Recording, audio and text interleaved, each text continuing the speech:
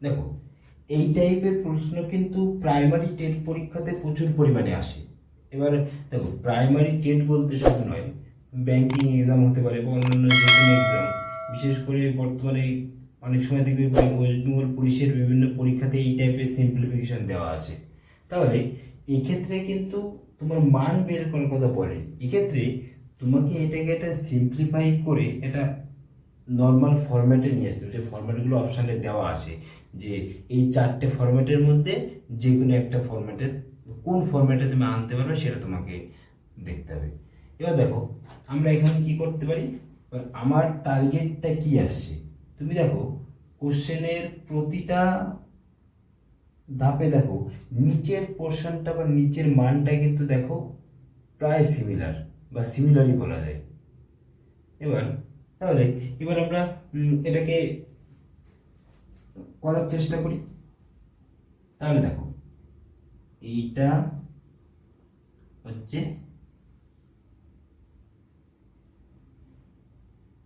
Main line, তাহলে এর উপরে নিচে যে সংখ্যাগুলো আছে আমরা সেটাকে সিম্পলিফাই করার চেষ্টা করবো। দেখো আমরা একটা কি জানি, A by B C by D, যদি এটা থাকে তাহলে এ বাই বি ফিক্স থাকে, সি বাই ডি উল্টেকে ডি বাই সি হয়, এইটা কিন্তু এখানে কাজে লাগবে।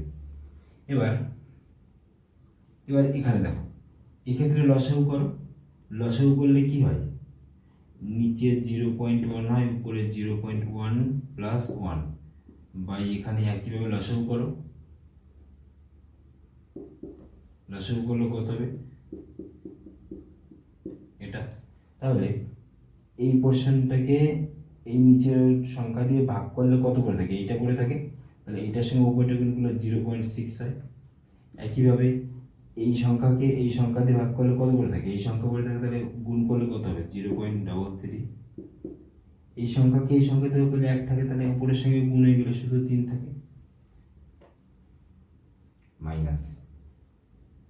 এবার দেখো এই যে এখানে কিছু নেই, মানে মনে মনে নিচে 1 আছে, তাহলে A by B C by D, তাহলে উল্টে গিয়ে তাহলে উপরের অংশ যা আছে তাই থাকবে, তাহলে 1 বাই এইটা হয়ে যাবে 2 ইন্টু 0.1 প্লাস 0.11 প্লাস 1 এটা। তাহলে একইভাবে আমরা এটাকেও এই ফর্মুলা ইউজ করে এখানে লিখি, এখানে কত হচ্ছে 1.1 বাই 0.1, তাহলে উপরে কত 0.11 মানে 1 ইন্টু 0.1 বাই 0.6 0.33 প্লাস 3 এখানে।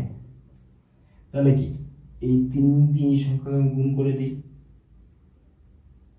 0.1 ইন্টু 0.11, তাহলে তুমি গুণ করে দাও, এখানে কত আসছে 0.6 0.333, এখানে এটা হচ্ছে, তাহলে এই সংখ্যা দিয়ে এই সংখ্যা দিয়ে কাটা যায়, কাটা যায় তো।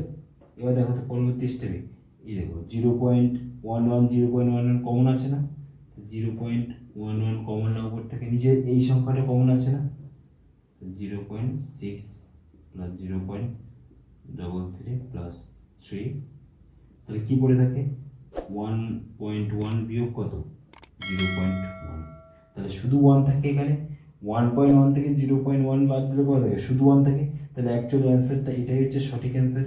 তাহলে অপশন হিসেবে আমার কোনটা অ্যান্সার হবে, অপশন সি হচ্ছে সঠিক অ্যান্সার।